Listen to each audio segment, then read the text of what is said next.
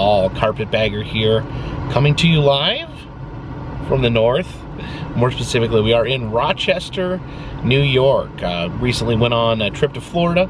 I didn't film most of the trip. I was spending time with my family. Jen went down there with me. My daughter Annabelle was there, as well as her boyfriend. We had a good time, and then time to come back up here to Rochester. I do have to be back down in North Carolina very soon. I need to go down there and close on my new mortgage, because I'm the home that me and my ex shared. I'm going to be, purchasing her equity in the house, and then signing. Everyone will be signing off, and it will become my house, which is exciting, but still a process. I'm not moving in right away. We're trying to do things in a smooth way, trying to work out the ins and outs of how to get moved in to the house. But it will happen before the end of the year. I'll be moving back down to North Carolina. Past year and a half, I've pretty much been 100% nomadic, so it'll be nice to have a place to rest. But today I wanted to talk about something that I've really put off talking about. Something I did not want to talk about. Well, I did want to talk about it, but for various reasons, I have made the decision to not discuss this on the channel.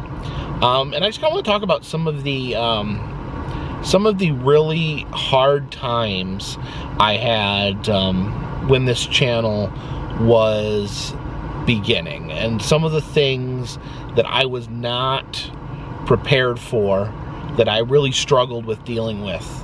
And in some ways, I hope maybe this can be helpful to other people, because I know in modern times, a lot of people are content creators. Even if they're not doing it as a full-time job, they're putting things out there on, could it be YouTube, TikTok, even Twitter, Instagram. A lot of people are creators, even if it's a hobby, even if it's, they're not doing it for monetary reasons. If you're putting out content that you are creating in an artistic way, you are a content creator. So I kind of wanted to talk about, the rough patch that I hit trying to be a content creator. And when I say people become content creators, I think one thing that people don't realize, and something that I did not realize at the time, is once you put stuff out there, when you put stuff out there with your name, your face, you are giving up. You're giving up a certain level of your privacy. It's not going to be the same. And I didn't realize I was making that choice when I made it. But I think that's something important. I always tell people, when you make the choice to put yourself out there, you're giving up your privacy. You're opening yourself up to things that you may not realize that you are opening yourself up to. So with me, and in this YouTube channel, various people, I don't want to speak for anyone else on their reasons for creating a YouTube channel, but for me, there was never an intention that this was going to become my full-time job. There was never an intention that this was going to be something big. All I was doing was having fun. This was a hobby to me. Traveling was a hobby. Documenting the travels was a hobby. And I love sharing it with people. I loved sharing my experiences with people. But never did I think that it was going to become what it has become now. And, very early on, there started being like interactions with people that were very uncomfortable. Now, before I get into this, I do just want to say, like, I have met so many amazing people through this channel. I made friends right at the beginning. You know, people that were supporters of my very earlier videos.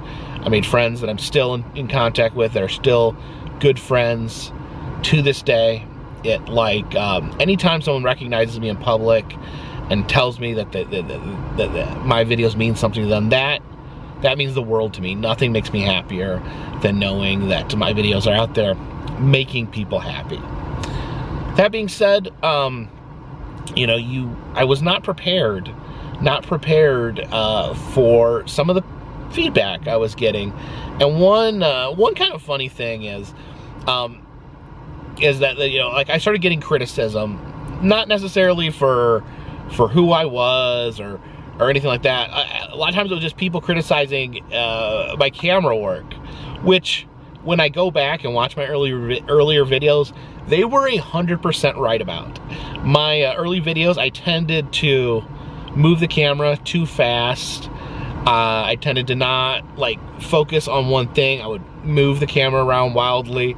But people were like, hey, this is bad. And it bothered me, because I was just doing it for fun. I wasn't trying to make something professional. I had no training. I've never had a filmmaking class. Probably the extent of training is I had one black and white still photography class in college. So, like, I was just making it for fun, and, like, it was like, wow, people are criticizing me, and I kind of, like, lashed back, which is just dumb in the long run of things. And I would be snarky about it. I'd, you know, imply that, you know, like, oh, like I could say things like, oh, well, you know, let's see what you do, you know, let's see if what you do is better. Or I would always make this joke about, this isn't a YouTube channel, this is a carnival ride. So, yeah, it was a little defensive. And of course, it's, you know, the people were right. My filming was terrible. But, yeah, there's something there's something with me about, like, I don't know, I didn't want to hear, like, unsolicited criticism, because I just wasn't prepared for it. Like I said, you know, say you start a hobby, say you, like, you know, you start stamp collecting, and then you're sitting there with your stamps, and someone's like, your stamps suck, throw away your stamps, they're garbage. You're like, hey man, I'm just collecting stamps here. You don't need to like be so critical. So yeah, that was one thing that was difficult. And then, of course, like, worse stuff than that started happening. You know, obviously, people criticize my physical appearance. The big thing is the weight. People on the internet just love going around criticizing people for being fat. They you know, criticize my teeth, and just, you know, generally just saying how ugly I was. Like, and you know what? It's silly. It's silly in retrospect to look back and think about how angry I got, how upset that made me, because these strangers that I did not know were telling me I was ugly. I guess part of it is, you know, my own lack of, what's the word I'm looking for? My own lack of self-esteem. That's the word I was looking for. You know, in my life, I've had issues way before this YouTube channel, with certain people in my life being very negative to me. I had issues in school, all through elementary school and middle school. People bullying me, people making me feel less than. Always had, you know, I struggled as a child. I've talked about before here on this channel, I am on the autism spectrum. So, you know, as a child, dealing with, you know, verbal abuse constantly, had a huge impact on me, and it really felt like all of a sudden all these strangers criticizing my physical appearance, criticizing, you know, any various aspects of who I am. It, you know, it struck a chord. Like, it really almost kind of brought back like those feelings of being younger, of being helpless, of people criticizing me, trying to hurt me. And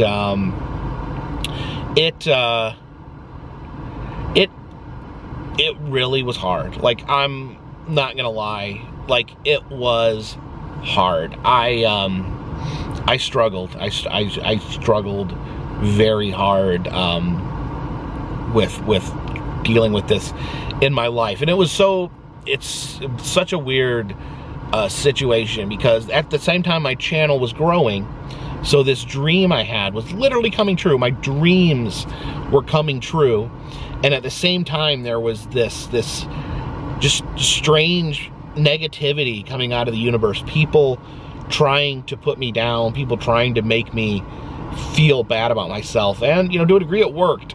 It's the strangest thing to think in the world, that at the same time that my literal dreams were coming true, I was struggling with my self-esteem, with all this awful negativity out there.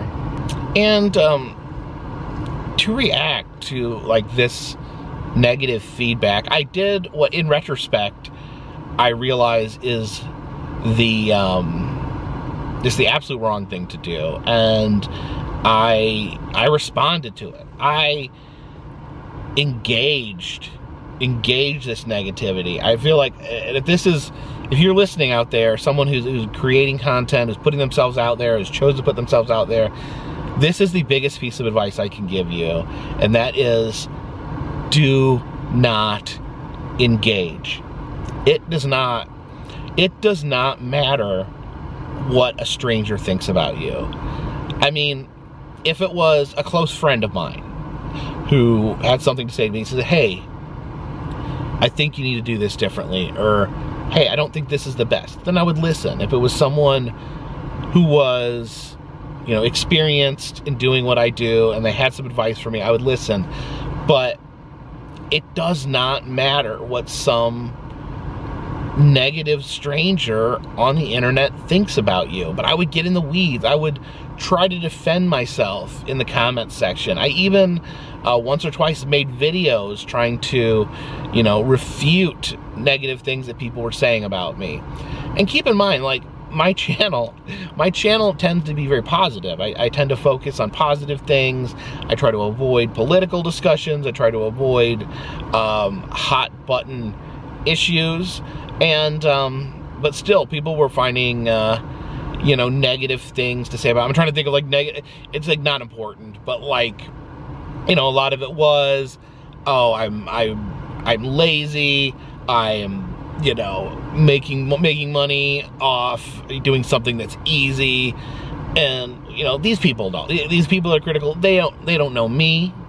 They don't know how much time and effort I put into doing what I do. So yeah, you don't. And that's one thing I think a lot of. Oh yeah, that's one thing. Like when I finally got this channel where it was sustaining me, where it was my job, the constant calls of, this is not a real job. You don't have a real job.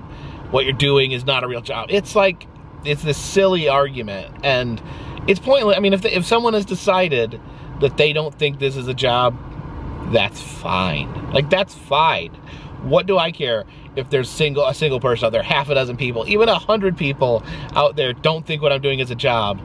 Then they don't think what I'm doing is a job. It's okay. I don't have to prove this to myself. I know this is a job. I know that I do hard work. I know that that the hard work I've put in pays off. So I don't know. But yeah, back in the day, I felt the need to defend myself, to rebut their claims, to argue with them, privately or in public or make videos, and that is something that I had to learn. And it actually got, you know, all that stuff is bad, but, you know, in reality, you know, if people are saying bad stuff about you, you know, even if it's not true, like, there's nothing you can do. You have to accept that. One thing that was a lot harder to accept was when it went beyond that, when it veered into stalking or harassment. And I talked about this a while ago on my channel. You know, even a couple years ago, I posted a video about some of the stalking, some of the harassment that I have received on this channel. And I'm not alone here. Like, I feel like anyone who has any moderate success on YouTube or social media is probably dealt with the same thing I've dealt with. And I'm sure that any channel that's larger or bigger than mine has probably dealt with what I dealt with on an even larger scale. And you know, there's a lot of reasons that I've not continued to discuss this. And the primary reason is because if people are harassing you, if people are intentionally causing you distress or causing you to feel unsafe, the number one thing that they want to see is they want to see that it's affecting you. They want to see you upset. If you're posting a video where you're yelling and calling someone out, that's like, for someone who is trying to get negativity out of you, that is their absolute end goal. For you to acknowledge them is something that makes them very, very happy. There's nothing more that they could wish than for you to say their name, for you to call them out, for you to you know, basically make a fool of yourself trying to address them or yell at them. And I don't want to sit here and get too deep into explaining what I've had to go through over the years, for the reasons I just mentioned. I don't want, and I know me even talking about it in this manner is making some people very happy that, you know, that they know that they caused me distress in my life. But it got to a point where, you know, threatening letters were sent to me. My private information, my home address, my, you know, where I worked, information about my children, information about James and Annabelle was shared online. Information about my ex-wife Christy was shared online. And it was really, gosh, like that, at the time, I could hardly deal with it. I could hardly deal with knowing that, you know, my ability to protect my family was limited, that I could not stop this harassment. Just the sheer anger that someone out there would target a 12-year-old girl. It was very, very, very upsetting. It was very hard to deal with. And, you know, for lack of a better term, I pretty much had a mental breakdown in private. Luckily, I because of I think because of people around me, my support system, I avoided putting my mental breakdown online for people to see.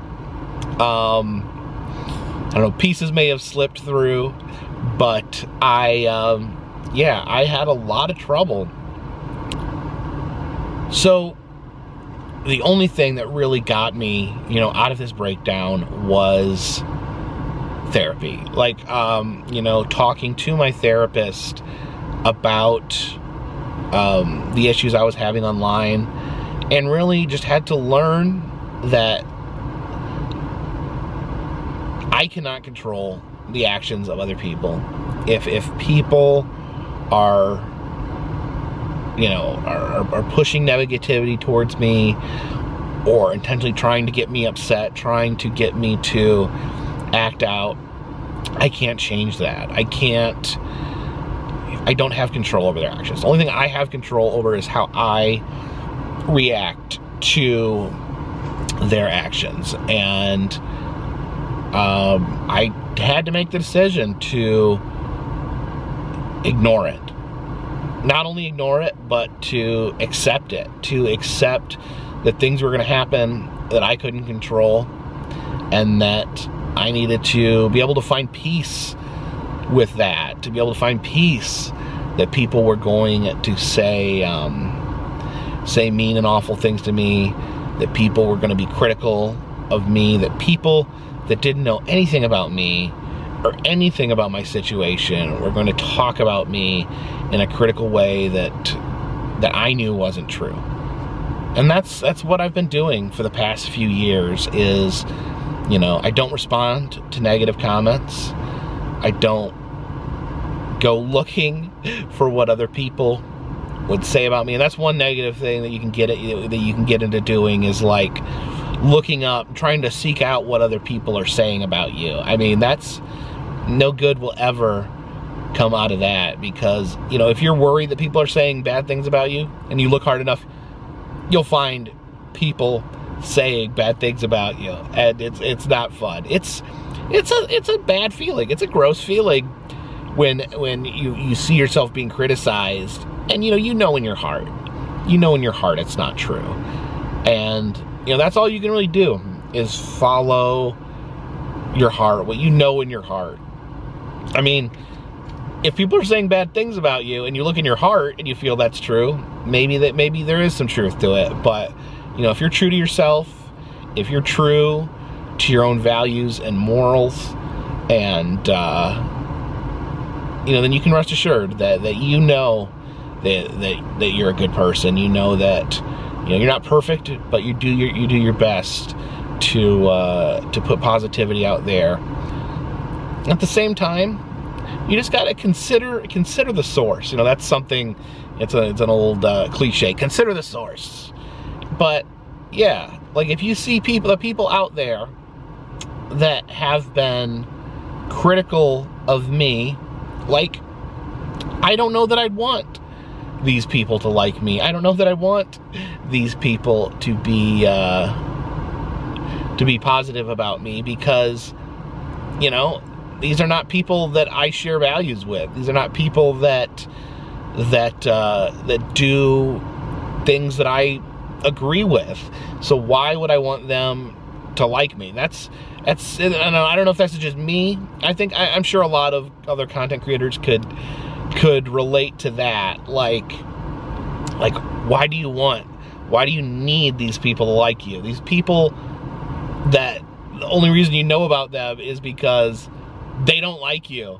Like, what do you have to like this need to prove to people? And what's important is to learn that you don't need to prove yourself to people. And like I said at the beginning of this video, there is been so much positivity on this channel. One of the funniest things about all this is, like, I go out into the comment section, and I would say probably 99% of the comments are 100% positive. Like, you guys are awesome. It's such an awesome community that I found myself with here on YouTube. People always telling me, you know, how, you know, positive things about my video, how their videos affect them in positive ways. Like, I'm really fortunate that I just get all these amazing comments, all these amazing people, you know, that watch these videos. Like I said, seeing people in person is always amazing. When people tell me to my face how much how much my videos meant to them. I've never had one person come up to my face and say something negative, ironically enough. So there's something about either my brain or just a human brain in general, where you can read 100 positive comments, and then you read one negative comment, and that's the one that sticks with you. You're like, why would someone say that about me? Why, you know, that upsets me. And yeah, in the end, it's the negativity is insignificant. You gotta, it's like that one drop of negativity somehow in your mind, it just poisons the whole batch. It's like you have to have everyone like you, and that's the thing. You'll never get everyone to like you. That's the other cliche is if you're not making someone upset, you're doing things wrong. I think that's the quote. I may have misquoted it here, but yeah, I spent a lot of time very frustrated, very angry, feeling very helpless. But you know, the irony of all of this, the irony of all of it, is that the negativity that I received on YouTube may have been what really, you know, gave this channel the push that it needed. Because as many of you know, I've talked about this story before, and I documented it while it was going on. I worked at Child Protective Services. I worked for the county government in Haywood County, North Carolina. I worked investigating child abuse and child neglect in Child Protective Services. And these people that I've been talking about in this video, you know, they saw weakness. They saw weakness in me, and that was I had a day job. I had a day job where a job where I worked with children. They saw that as a point where they could hurt me, where they could come after me. So they made attempts. They called my work, said things about me that weren't true. They sent letters to my job. And again, people ask why. Why would they do this? And at some point I was trying to figure that out. And I've come to peace with the fact that I don't know why they were doing it. And it doesn't matter why they were doing it. But these people wanted to hurt me, wanted me to either lose my job, wanted me to lose my channel, something. And they would call in, they would write letters, and it caused a problem at my work. The director of my agency spoke with me a few times, and it was interesting. It wasn't like, it was never made clear like I was never in trouble. Like, it was more of like him asking questions, him trying to understand what was going on. You know, I explained to him, you know, to the best of my knowledge.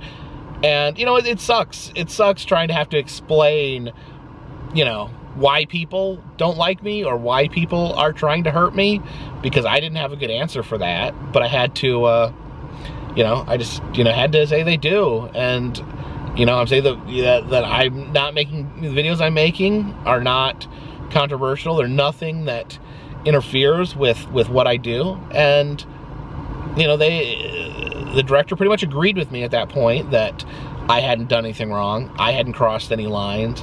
Nothing that people had said about me was shown to be true in any way. It was just strange allegations that, you know, didn't even make sense. Just, you know, again, clearly just trying to get me lose my job or something. And I don't know. This is, it doesn't make any sense still.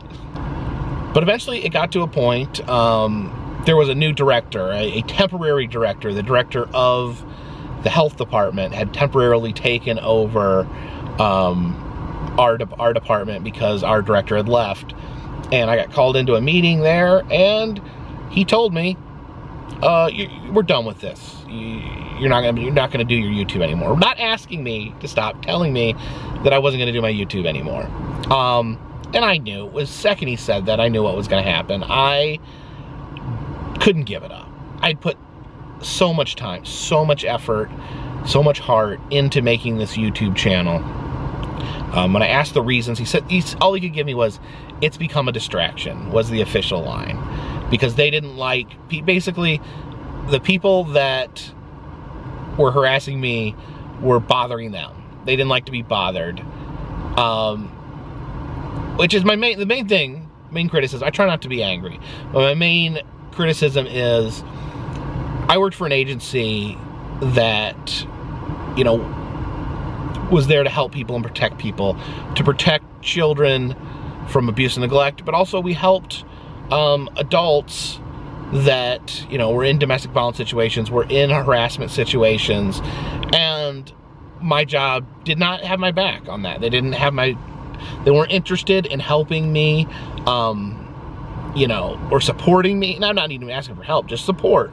They understood that I was going through harassment, but instead they just wanted me to stop what I was doing so the harassment would stop. And I knew right then and there, I wasn't going to delete my YouTube channel. I wasn't going to stop YouTube.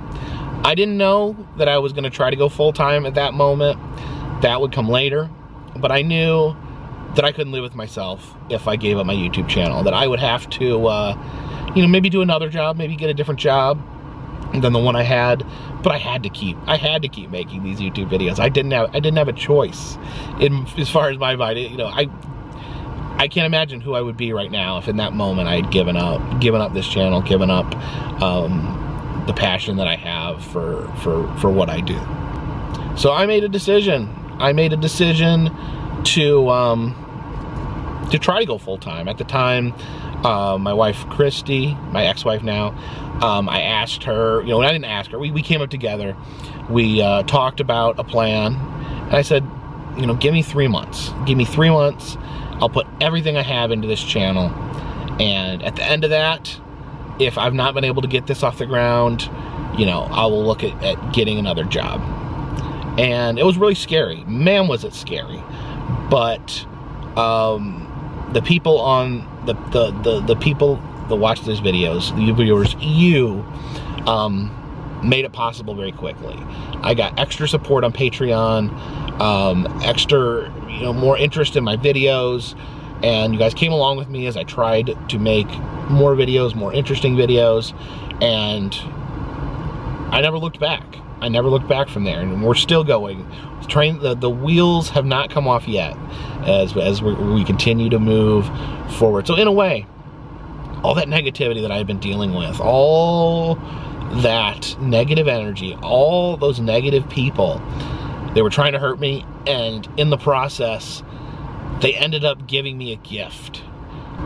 And that is why I have this tattoo of this beetle on my arm. That is a Bullweevil. This is an animal that is known for devastating crops, mainly cotton crops. And in the city of Enterprise, Alabama, they were growing cotton, and the Bullweevil came and he killed all the cotton, destroyed every bit of cotton, ruined their cotton crop that they relied on. So they switched to peanuts instead of cotton. And at that point in history, peanuts were about to have the peanut boom. They'd been made popular by P.T. Barnum serving peanuts at his shows, and the popularity of peanuts went wild in the United States. Therefore, the peanuts led to great prosperity in the town of Enterprise, Alabama.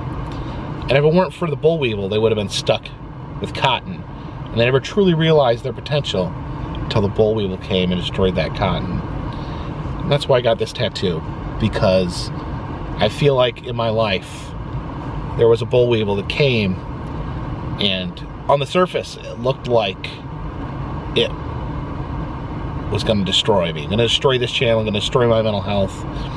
But in the end, the Bullweevil caused me to leave my job, and leaving my job is really what put this channel into the place that it is. That the channel grew because of that, because I had that extra time away from work where I could travel more, I could go to more interesting places, and make this channel grow what it is now. So those people, they were my Bullweevil. They truly allowed me to grow the way I needed to grow. People of Enterprise, Alabama erected a statue of the Bullweevil right in the middle of their town. So I have my version of the Bullweevil statue right there. And I mentioned, like, I don't know why people did this. I don't know why they wanted to do it. I don't know why people on the internet like to tear people down. But, you know, I guess you just don't know. Like, you don't know where someone's coming from. In some ways, you know, I have some sympathy for these people. I feel like, you know, they may be in a place mentally, or you know, maybe things have happened to them in their lives where, you know, somehow tearing other people down makes them feel better. Somehow hurting other people makes them feel better. I don't know if they'd had a time in their life where someone tore them down and now it feels better to do that to someone else. I don't know. I don't know, but it's a sad life. It's a sad life to focus on hurting other people, to focus on being negative to other people. So I don't think I'll ever completely understand it, but I try to, you know, at least as human beings, understand that people do bad things. You know, I've done bad things. I've done things that I'm not proud of. They're human beings, and you know, you don't really know where they're coming from. So it's been a wild ride with all of that. Like I said, I haven't talked about it on this channel because I didn't want to give those people the pleasure of having me talk about it. Because I know, like I said, there's going to be people out there that are going to be excited in some way that I've brought this up or that I've mentioned this. And that's generally what I try to do, is just ignore them. Leave them be. If they want to say bad things about me, just let them alone to do it. Remember that I cannot affect what they do, what they think, but I can affect what I do and what I think. But arguing with them, calling them out, trying to change their minds, it's just not, it just does the exact opposite of what I'm trying to accomplish. It's just, when you acknowledge them, they enjoy it, they feel like they should harass you more, bother you more, and therefore acknowledging it and talking about it doesn't make things better. It just makes things worse. And this was one thing that was hard about learning this for me is, you know, I mentioned before, I was bullied as a child, and my dad taught me that, you know, you have to defend yourself. You can't just let people harass you. You know, I dealt with, you know, physical abuse, emotional abuse, mental abuse from other students in school, and my dad taught me to stand up for myself. And, you know, I don't know if it's wrong, if it's right. My dad taught me to defend myself. I ended up in a few situations physically asserting myself, punching a kid in the face that was bothering me, and at the time, I don't know if I'm supposed to say this, but at the time it worked. When I showed the kids that I was willing to stand up for myself, that they left me alone. They backed off. It doesn't work the same way on the internet. When you stand up for yourself and try to refute, try to stand up, because there's so much distance. You can't just punch someone in the face and have it be over. It's just giving them what they want. It's just giving them that attention. You have to look at it like it's, you know, a young child will often misbehave, so the parents will give them attention. It's the same situation here. So that's the piece of advice that I would give to anyone who's out there creating content, you know, on any level. Like if you're, you know, posting pictures on Instagram, if you're making TikToks just as a hobby, and first of all, you got to know you're choosing, whether you like the idea or not, you know, you're choosing to put yourself out there. You're opening yourself up for criticism, for harassment, for stalking. and that's not right. Like, I'm not saying it's right. I'm not saying you have to accept it, but at least you have to accept the idea that you're opening yourself up to it, and be prepared. Be prepared for it. Be on the understanding that it will likely happen to you. It will likely happen to you if you choose to create things in public, on social media, on YouTube, or any other creative platform. I wasn't mentally healthy enough at the time to deal with it. Fortunately, I pulled through. I addressed it with a mental health professional, and I was able to get in a much better place. And now I am in a much better place to deal with it. It doesn't really bother me anymore. Like, it doesn't. I can separate myself enough where it doesn't bother me. But it was a journey. It was a journey to get here. And so prepare yourself mentally. You know, if you're going to put yourself out there, take care of yourself, take care of your mental health, and make sure that you are in a good and strong place where you can deal with it. And it can sneak up on you like it did with me. I never intended to get this much attention on the internet, but it happened. I got a lot of positive attention, and I got a lot of negative attention. And, you know, judging by my content, as I said, my content fairly family friendly, does not hit a lot of hot button issues. I don't have a lot of controversial takes, but yeah, even that content drew in negative attention. And so I feel like, you know, any sort of content, whether you like it or not, you're gonna open yourself, especially, you know, like if you do what I do, where you invite people into your lives, when you vlog, when you know, show friends and family members in your videos. I actually had a, you know, a conversation with my daughter Anna when we were in Florida. You know, she's going off to college, and she really wants privacy. She doesn't want to be in these videos anymore. One of the reasons I didn't film while I was there, she doesn't want to be in these videos. We had a good time. We had a really good time when she was young. We had a lot of fun making these videos. Early on in the channel, before this channel got big, it was something that me and her did together. You know, we went to places together. She was in a lot of my videos, but you know, she had some bad experiences. Like I said, people contacted her directly. That's sick. It's wrong, but it happened, and because of that, she just wants privacy. She wants to go to college. She doesn't want people to know where she's at college, and so obviously, I wouldn't have shared it anyways. But you know, I'm very clear she doesn't want where she's going to college to be public. She just wants to be left alone, and it makes me really sad. It makes me really sad that something that me and her shared at one point got to be something that was negative in her life. And she's not completely negative about the channel. You know, she says that she's grateful. She's proud of me. She's happy that I got to create this thing that meant so much to me, that you know, that it allowed me to, you know, support the family and stuff like that. She's you know, she's happy about that, but she's ready to just, she's just ready to just not be a part of it. And you know, maybe someday she'll change her mind and she'll want to be in a video or want to be a part of this channel in some way. But I would never ask her to be, never try to push her to do that, because, you know, she has a right to her own privacy. You know, much like my ex-wife, Christy, you know, she didn't really make the choice either to be in these videos. She kind of got, you know, it just kind of happened. So yeah, you know, when we're divorced now, and hopefully, you know, she can live a private life that she wants to live as well.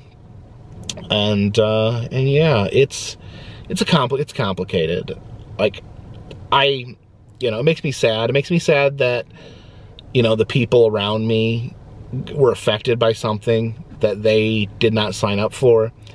I didn't know I was signing up for it, but I was.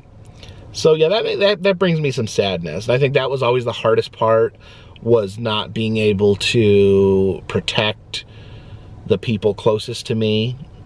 That you know, it was one thing me being able to stomach it, me being able to take it, but when people went after my wife at the time, my daughter, like, that made me feel helpless. it made me feel like garbage that people were hurting them for being for nothing. I mean, they didn't do anything. So yeah, and that was like when I started dating Jen. That was something I had to like prepare her for. I mean, it was scary when I was telling her, like, I told her, people are going to harass you. People are going to say nasty things about you.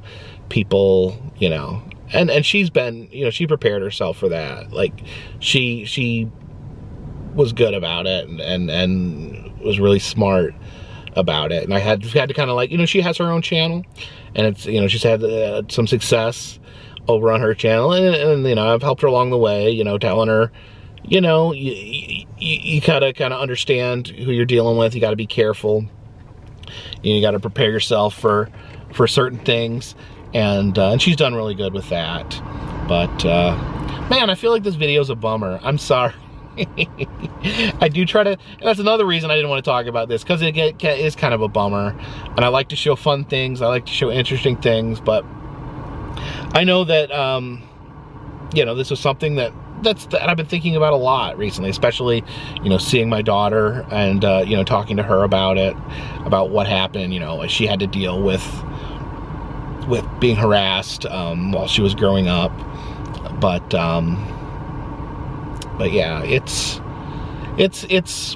was a challenge. It was one of the biggest challenges in my life. I just try to look at that Bullweevil and remember, you know, what didn't kill me made me stronger in the long run, and yeah, so just something to think about. You know, I know maybe some people don't find this interesting, it doesn't apply to them, but I just feel this, in this world, this ever-growing world of being a creator, that maybe some people could benefit from hearing my challenges and what I went through.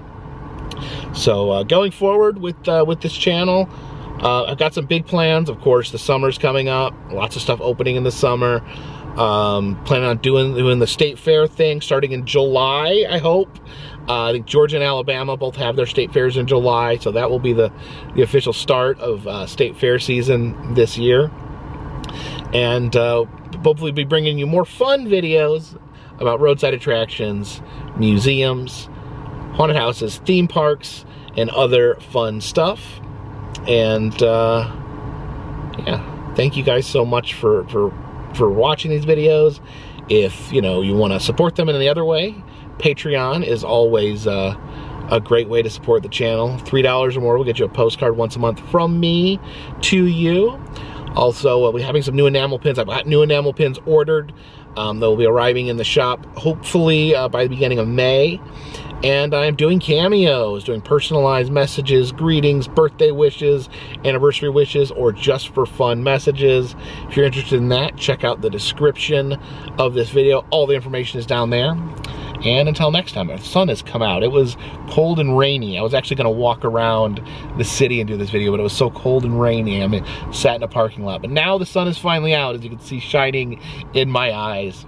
And until next time, my friends, this one's in the bag.